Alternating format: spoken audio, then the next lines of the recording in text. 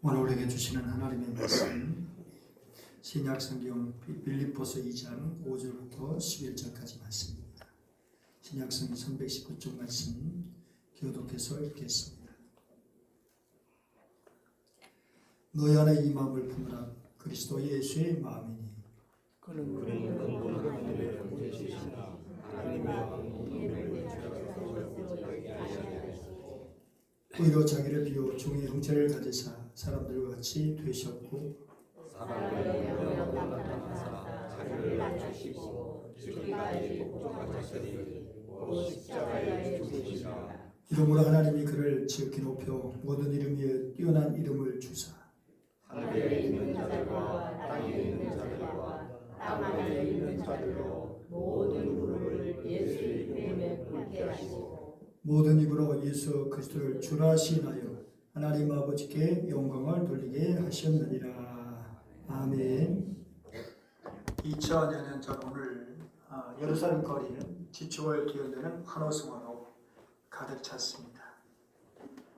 사람들은 알 것 없이 자기 겉옷을 벗어 길 위에 레드카펫처럼 펴 깔았고 손에는 승리와 영광의 상징인 종려나무의 가지를 높이 흔들면서 목이 터져라 외쳤습니다. 호산나 호산나 다윗의 자손이여 찬송하리로다. 하지만 가만히 생각해 보면 그들이 흔들었던 종려나무 가지는 메시아라는 존재를 향한 순수한 경배라기보다는 자신들의 투영한 욕망의 투사였습니다.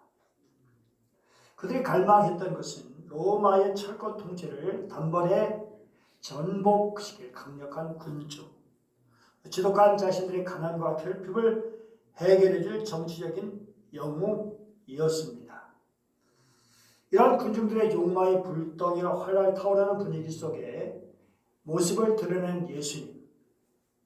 그 모습은 기이하기 짝이 없었습니다. 오늘 AI가 그려준 그림은 그래도 위험이 찬 후광이 있는 예수님의 모습이지만 실제로 예수님의 모습은 로마의 군마가 아닌 다리가 짧아 땅에 닿을 듯한 어린 나귀를 타고 계신 모습. 군대도 없고 무기도 없고 권력자의 표지라고는 전혀 찾아볼 수 없는 초라한 모습. 그래서 우리가 상상할 수 있는 그런 모습이 아니었습니다. 눈에 부신 황금 갑옷 대신에 땀 냄새 배어있는 그냥 일상적인 순수한 옷을 입고 나타난 모습, 전쟁에서 승리한 정복자의 모습, 위험 있는 장군의 모습은 결코 찾아볼 수가 없었습니다. 군중들은 예수님께 정복자, 지배자의 왕관을 씌워주려고 했지만 예수님 오히려 그 화려한 왕의 의복을 단호히 거부하셨습니다. 그분의 걸음은 예루살렘 왕자를 찬탈하기 위한 행진이 결코 아니었습니다. 오히려 왕이라는 타이틀, 신이라는 지위, 심지어 자기라는 존재의 마지막 부름마저 지워버리기 위한 철저한 비움의 행진이었습니다.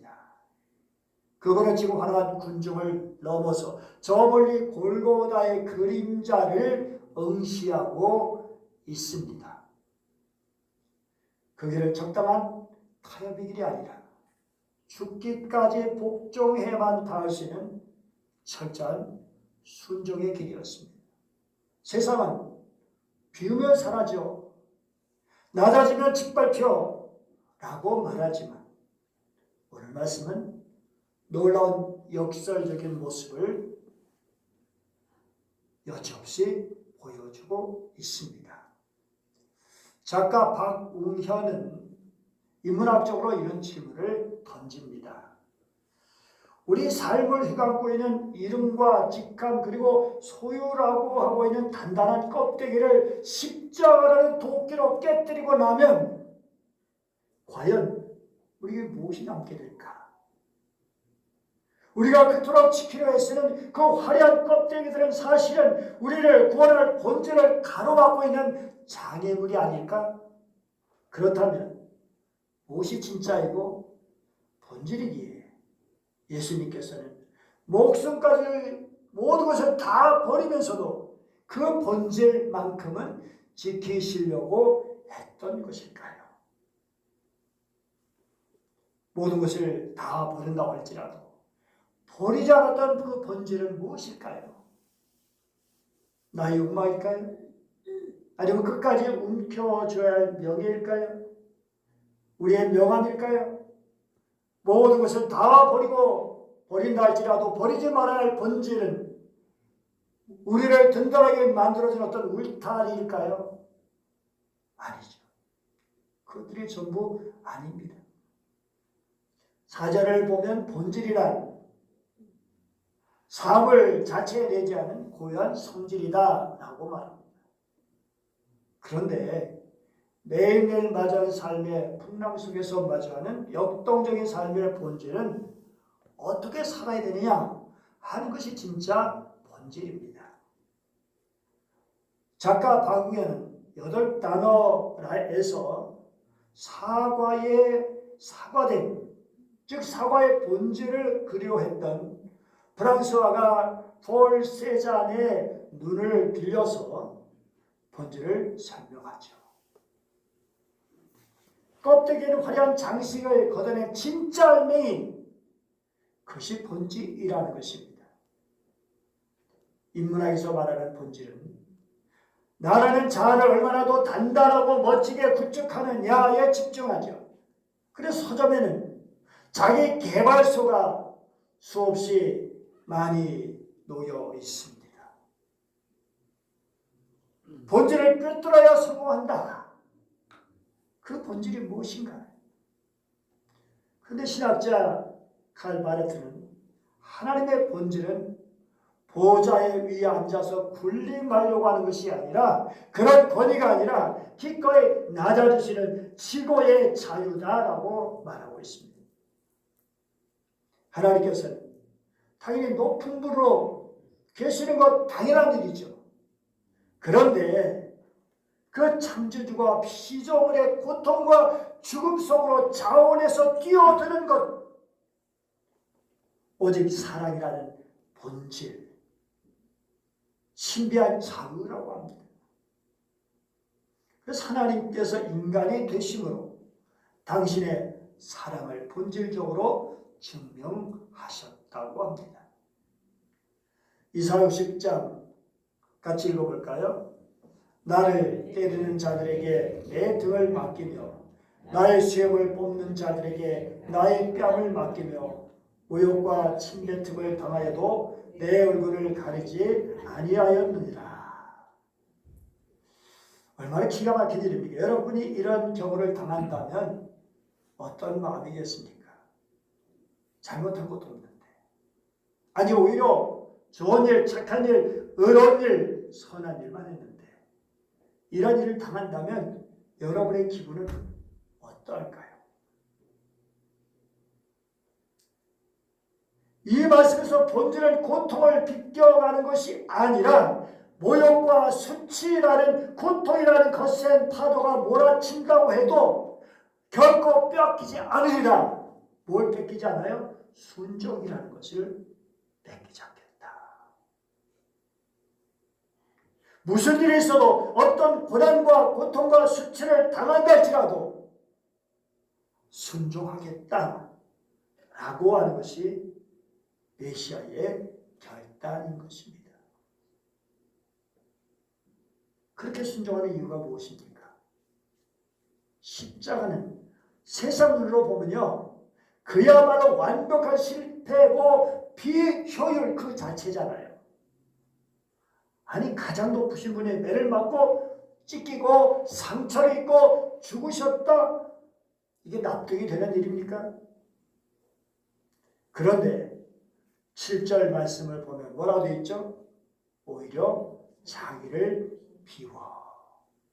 이 비워라는 단어가 그 유명한 케노시스라는 단어예요. 거룩한 비움. 예수님 하나님과 본질적으로 같으셨지만 그 신성이란 보물을 자기 이익을 위해서 움켜쥐어야 할 것으로 여기지 않으셨다. 오히려 그 모든 신적인 권리를 깔끔하게 비우고 종의 형체를 입어 죽음의 문턱까지 내려가셨다는 것입니다. 이것이 바로 오늘 말씀에서 정의하고 있는 모든 것을 다 버려도 버리지 말아야 할 하나님의 본질입니다. 예수 믿고 따르는 우리에게도 본질만 남기고 다 버릴 수 있는 용기가 필요합니다. 그리고 이것을 갈망해야 됩니다. 왜냐하면 이 용기가 없다면 우리는 가짜라는 거대한 괴물에 짓눌려서 서서히 우리 영혼이 질식해 죽을 수 있기 때문입니다. 드라마 스카이 캐슬이 있고 펜트하우스가 있습니다.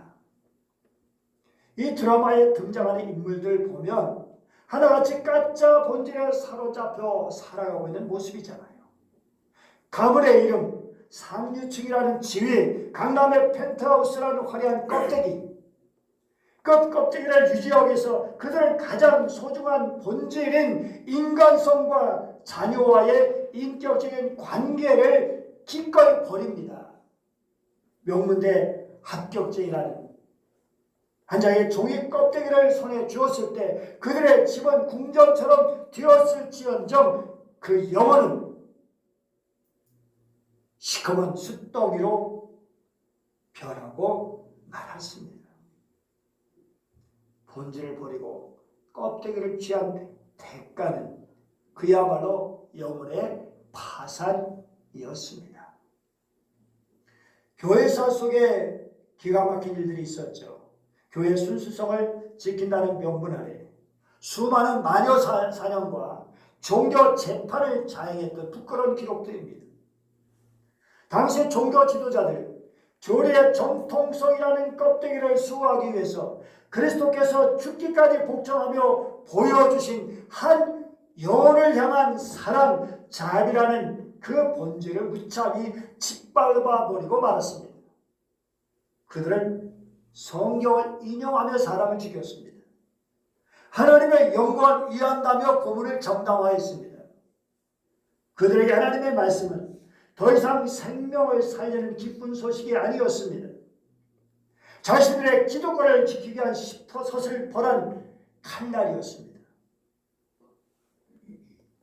교리적 우월감이라는 껍데기가 긍휼과 사랑이라고 하는 본질을 집어삼켰을 때 교회는 세상의 빛이 아니라 어두운 지옥의 그림자가 되고 말았습니다.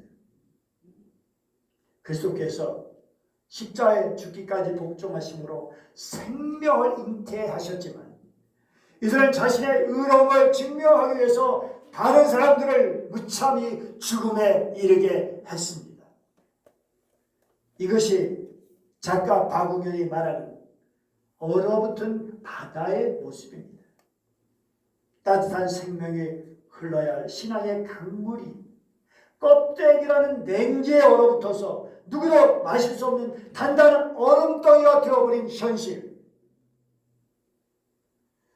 그런 현실 속에서 우리는 본질만 남기고 다 버릴 수 있는 참된 용기가 필요한 것입니다.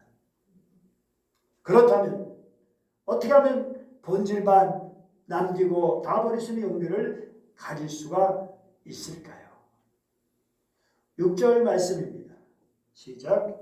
그는 근본 하나님의 본체시나 하나님과 동등됨을 취할 것으로 여기지 아니하시고 하나님과 동등됨을 취할 것으로 여기지 아니하셨다라는 말씀에서 취할 것이라는 단어에 주목해 봐야 됩니다. 하르파그모스라고 하는 이 단어는 붙잡는 행위에 붙잡음, 강탈하다, 강탈한 물건, 노획물 이런 뜻이 들어있는 단어입니다. 절대로 놓치지 않으면 움켜진 보물. 신학자 고드피라는 사람은 이 대목을 아주 날카롭게 해석했는데 예수님께 하나님과 동등됨이란 결코 빼앗기지 않기 위해서 움켜쥐어야 할 권력이었다. 그런데 그분은 오히려 그 직원 권리를 다른 사람을 위해서 내어줄 기회로 삼으셨다라고 하는 것입니다. 로마 황제들 어땠을까요? 자신의 권세, 자신의 권위, 권력을 지키기 위해서 군대를 동원하고요, 반대자의 피를 흘려 그 힘을 사수했습니다. 어제 왕과 사는 남자 세조가 어떻게 자기 조카까지 죽이고 자기 친동생들 둘 다 죽여버리고 얼마나 무참히 의로운 중신들을 죽였습니까?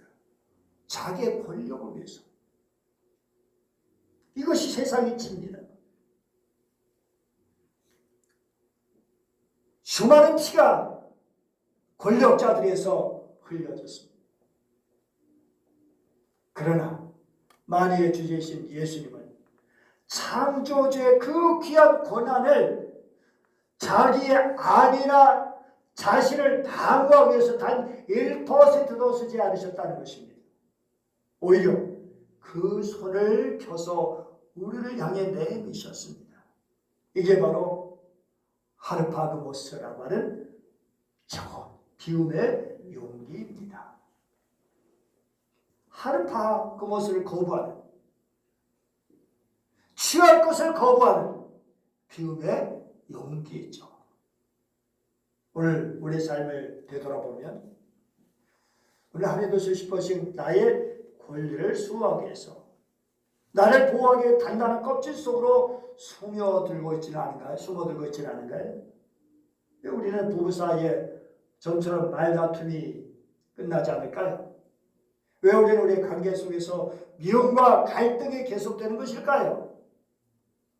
내가 너를 얼마나 일했는데, 내가 얼마나 희생했는데, 내가 너를 위해서 얼마나 많이 주었는데, 내가 얼마나 수고했는데, 내가 얼마나 고생했는데, 내 말에 옳음이라는 권리를 포기하지 못하기 때문에 그런 것은 아닐까요? 교회 공동체 안에서도 내가 장로인데, 권사인데, 회장인데, 세리더인데, 목사인데 나를 무시해? 자존심에 껍데기 때문에 형제의 사람을 무력화시키는 경우가 많이 있지 않을까요? 우리는 상대방의 영혼을 보기보다는 내 권리가 침탈당했다는 사실에 더 민감하게 반응하고 경로할 때가 있습니다. 이런 우리에게 작가 박웅현은 시선의 전환이 필요하다고 말합니다.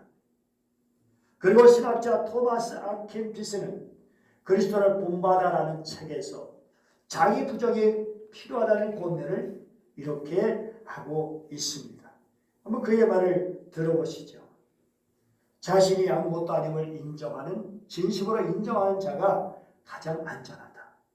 세상이 너를 무시한다고 해도 네가 이미 스스로를 낮췄다면 세상은 너에게 아무런 상처를 줄 수가 없다. 상처받을 일이 없다는 거예요. 내 자존심이 있기 때문에 상처가 있는 것이죠. 여러분, 가족과 대면할 때, 직장에서 불편한 동료를 만날 때 하르파고모스, 자기 권리를 거부하는 비움의 용기를 내보시기 바랍니다. 내가 주장하시는 100가지 권리 중에서 딱 하나만 유배보는 용기를 실천해 보시기 바랍니다. 물론 하나님 우리의 권리를 지켜주시는 분이십니다. 정당 권리 주장해야 되고 마땅히 지켜져야 합니다. 하나님께서도 원하십니다. 그런데 내가 분명히 옳지만 당신을 사랑하기 때문에 기꺼이 내가 틀린 것처럼 해주는 용기, 그 용기를 실천함으로 진정한 자기비움의 영성을 실천해 보시기를 바랍니다. 라면이 별로 없으세요? 네. 여러분, 우리에게 용기가 필요합니다. 자기 권리를 기꺼이 포기하시는 용기입니다. 그래서 예수 그리스도의 사랑이라는 본질이 보존되는 은혜가 우리에게 가득하기를 축복합니다. 아멘. 두 번째 7절 8절 말씀입니다. 같이 읽어볼까요? 오히려 자기를 비워 종의 형체를 가지사 사람들 같이 되셨고 사람의 모양으로 나타나사 자기를 낮추시고 죽기까지 복종하셨으니 곧 십자가에 죽으시니라. 껍데기를 버리고 본질을 붙들기 위해서 예수님처럼 스스로 낮은 곳을 선택하는 용기, 자발적으로 낮아짐을 선택하시는 용기가 있어야 하는 거죠. 7절과 8절은 비하의 절정을 묘사하는데요. 오히려 자기를 비워 종의 형체를 가지사 죽기까지 복종하셨으니, 이 형체란 말이 나옵니다. 모르페 형체인데요. 이는 잠깐 흉내내는 어떤 그런 걸 말하는 게 아니에요. 신학자 랄프 마틴이라는 사람이 있는데, 이분은 예수님의 종의 형체를 입으신 것은 단순히 종의 옷을 빌려 입은 코스프레 하신 것이 아니라 그분의 존재 자체가 종의 실천으로 완전히 바뀌어온 것을 말한다. 하나님이 인간 되신 것은 단지 잠시 동안 지구를 방문한 방문객으로 오신 것이 아니다라는 것입니다. 구경하기 위해서 그게 아닙니다. 배고픔을 느끼고 오해의 눈물을 흘리고 결국 산 끝에 심장이 뚫리는 고통을 고스란히 겪는 종의 삶을 그 자체로 종의 삶으로 뛰어드신 거예요. 예수는 왜 이토록 처절하게 낮아지신 것일까? 바로 순종이라는 본질 때문입니다. 아담이 하나님같이 되려고 자기를 높이려다가 그렇게 추락해버렸죠. 그런데 둘째 아담인 예수 그리스도는 종의 자리까지 낮아지심으로 하나님의 구원의 계획을 완성하셨습니다. 죽음이라는 가장 낮은 땅에 발을 딛고서야 비로소 온 인류를 살리겠다는 그분의 사명이, 그분의 비전이 온 천하에 증명된 것입니다. 오늘 우리가 살아가는 시대는 끊임없이 상승을 꿈꾸며 살아갑니다. 그것의 유혹 속에 우리는 처해 있습니다. 좀 더 높아지고, 좀 더 올라가고, 좀 더 높은 연봉을 받고, 더 넓은 아파트에 살고, 더 영향력 있는 직함을 갖게 되고, 다 좋은 곳이죠. 그런데 그러한 것들이 껍데기일 수가 있는 것입니다. 그래서 그런 껍데기에 집착할수록 내가 도대체 왜 이 땅에 태어났지? 하나님이 나에게 맡기신 진짜 사명이 무엇이지? 이런 것들이 점점 안개 속으로 사라지게 되는 것이에요. 영화 미션 보면 가브리엘 신부가 나오죠. 포르투갈 군대의 총칼이 원주민들을 학살할 때 그는 화려한 사제복이나 교회라는 성벽 뒤에 숨지 않았다는 거죠. 그는 오직 십자가를 높이 들고 무력한 양들 사이로 걸어 들어갔습니다.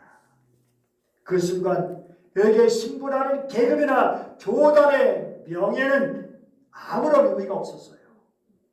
죽음이 기다리는 가장 낮은 곳, 그 사선에 섰을 때 비로소 한 영을 향한 목자의 사랑이라는 본질이 불길처럼 타올랐다는 것이죠.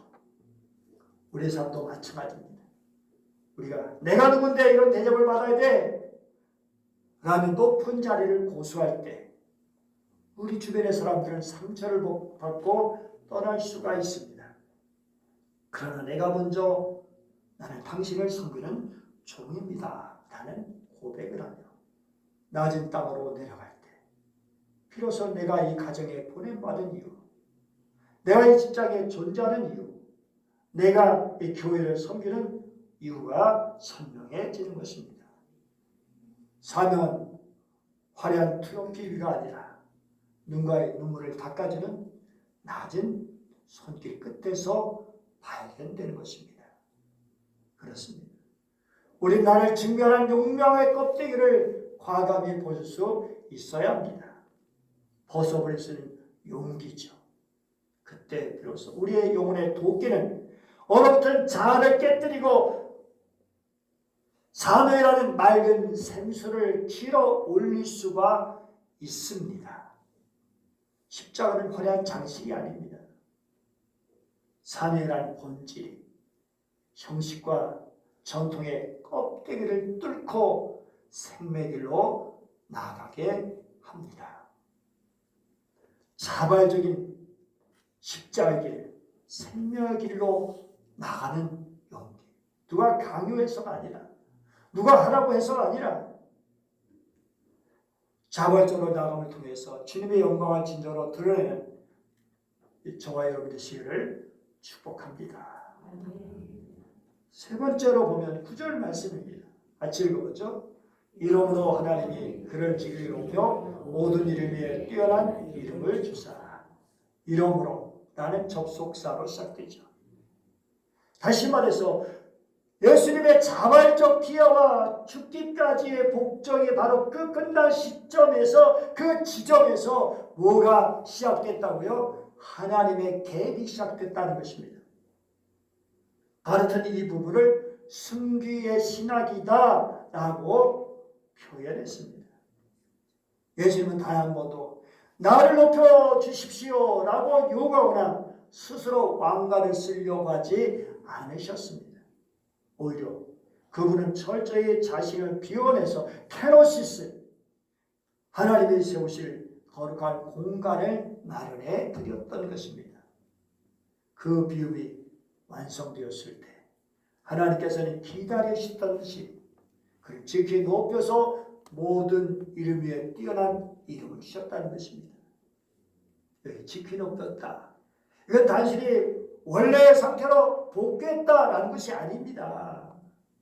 상상할 수 없는 초월적인 영광의 자리로 올려주셨다는 뜻입니다. 여러분 생각하십시오. 인간의 손이 입혀진 명예는 금방 시듭니다. 아무리 대단한 권력이라도 그게 천년만년 가는 게 아니잖아요.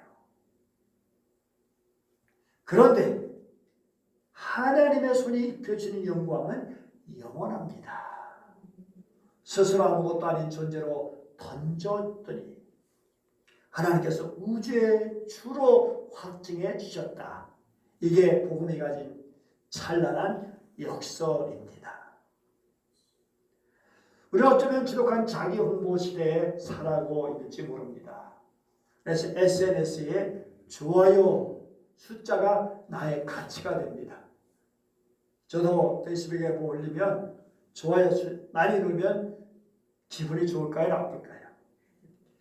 그런데 정말 내 이름이 올라가는 게 중요한 거다. 진정 중요한 것이 무엇이냐라고 하는 것입니다. 내 이름을 높이기 위해서 수만 가지 껍데기를 덧칠해야만 살아가죠. 덧칠을 하며 살아가는 우리 인생들. 그런데 우리의 영혼은 타인의 평가라는 감옥에 갇혀 야위어질 수 있다는 것이죠. 에릭 프롬은 소유냐 존재라는 책에서 날카로운 통찰을 던집니다. 한번 읽어볼까요?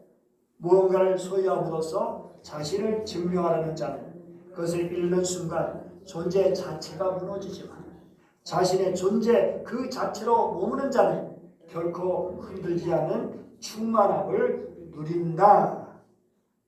아까 얘기한 맥락이 같죠. 존재의 용기. 존재의 용기. 내 이름을 높이려고 애쓰는 피곤한 경쟁을 멈추고 하나님께서 나를 하시면 충분해. 그런 믿음으로 나의 명예를 하나님께 맡기는 것입니다. 직장에서 때로 보면 자기가 한 공로를 남들이 다른 사람이 가로채는 경우도 있겠죠. 내 진심이 왜곡될 때도 있겠죠. 그래서 수치를 당하고 억울함을 겪게 되고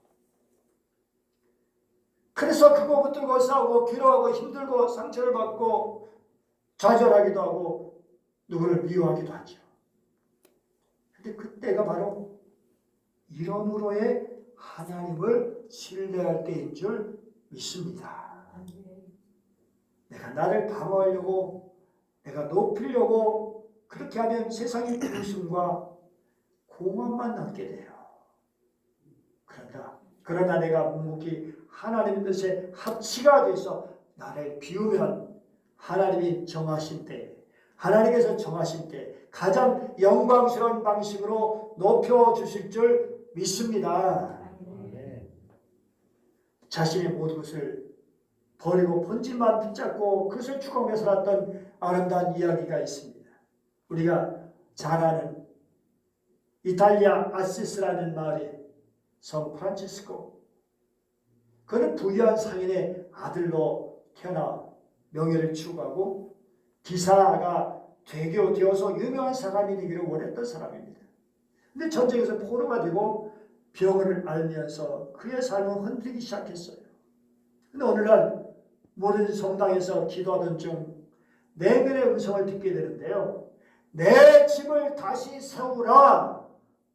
처음에는 건물을 고치라는 그런 뜻인 줄 생각했어요. 점점 깨닫게 됐죠. 하나님은 교회를, 삶을, 나 자신을 다시 세우라고 부르신 거구나. 아버지는 그의 변화를 이해하지 못했어요. 재산을 낭비한다고 생각하면서 그를 법정에까지 세웠어요. 그때 프란체스코는 사람들 앞에서 옷을 하나씩 벗기 시작해요. 누가? 아버지가 준 옷이죠. 그리고 이제 나는 세상의 아버지가 아니라 하늘 아버지께 속한 사람입니다. 라고 말했습니다. 그는 소유하지 않고 필요 이상 가지지 않았습니다. 새와 짐승을 형제라 불렀고 창조 세계와 하나 되었고 병자 나병한 자 곁으로 갔습니다. 사회의 가장 낮은 곳에서 삶을 살았습니다. 그건 말도 아니라 삶으로 복음을 전한 사람이죠. 그는 원래 나병한 자를 두려워했습니다. 그런데 어느 날 그 앞에 환자가 서 있는 거예요. 도망치고 싶은 마음이 올라왔죠. 그 순간 멈춥니다. 다가갔습니다. 그리고 그를 껴안았어요. 그는 나중에 이렇게 고백했습니다. 그때 내 안에서 쓴 것이 달게 변했다. 비로소 본질로 들어가는 순간, 그는 단지 금욕적인 삶을 산 것이 아니라 그리스도를 그대로 따라 살았다는 것입니다.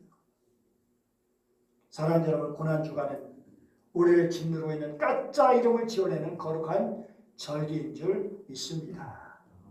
나는 누구냐? 라는 질문 앞에 세상적인 명함을 제시하는 것이 아니라 자기 비움이라는 순종을 제시할 수 있어야 됩니다. 하나님이라는 신적 권위, 그 찬란한 이름을 지우고 십자가의 죄수로 가장 수치스러운 이름을 씌웠던 예수님, 그리고 그 십자가는 도끼로 우리의 얼어붙은 영혼의 바다를 깨뜨리시는 그 갈라진 비움의 틈새로 하나님의 영광이 터져나오게 하신 우리 주님, 이제 우리 손에 들려진 껍데기 종려나무, 우리 욕망이 투사된 왜곡된 종려나무 가지를 내려놓아야 할 것입니다. 자존심이라는 낡은 겉옷을 기류에 겸손히 펼 수 있어야 할 것입니다. 그리고 오직 주님만이 나의 삶의 중심이 되시도록, 그분만이 걸어가실 수 있도록 기꺼이 나를 비우는 용기로 채워야 할 것입니다. 억울한 일이 있을 수 있어요. 분한 일이 있을 수 있어요. 도저히 참을 수 없어. 그런데 나의 권리를 포기해 보십시오. 나 용납할 수 없고 허락할 수 없는 자존심이라니 껍데기로 나를 화나게 하고 나를 분하게 하더라도 그 껍데기를 내려놓고 십자를 바라보시기 바랍니다. 같이 읽어보죠. 시작. 너희 안에 이 마음을 품으라. 곧 그리스도 예수의 마음이니. 주님의 마음이 여러분 마음에 가득하기를 축복합니다. 기도하겠습니다. 은혜로우신 하나님 아버지 감사드립니다. 오늘도 저를 사랑해 주시고 말씀을 주시니 감사합니다. 호영과 교만이라는 십자가 껍데기를 십자라는 도끼 앞에 내놓기 원합니다. 그동안 나를 높이느라고 정작 주님의 마음을 잃어본 채 살았습니다. 주님을 높이지 못하고 주님의 이름을 땅에 떨어지게 할 때가 많았습니다. 하나님 아버지 이제 죽기까지 복종하신 그 순종의 길을 걸으신 주님을 따르게 하여 주시옵소서. 그 주님의 마음을 품게 하여 주시옵소서. 화려한 겉모습으로 살지 않게 해주시고 참된 제자로서 본질적인 주님의 삶을 살아갈 수 있도록 도와주시옵소서. 간절히 원하며 그를 위해서 십자가 지시까지 하신 주 예수님의 이름으로 기도드립니다. 아멘.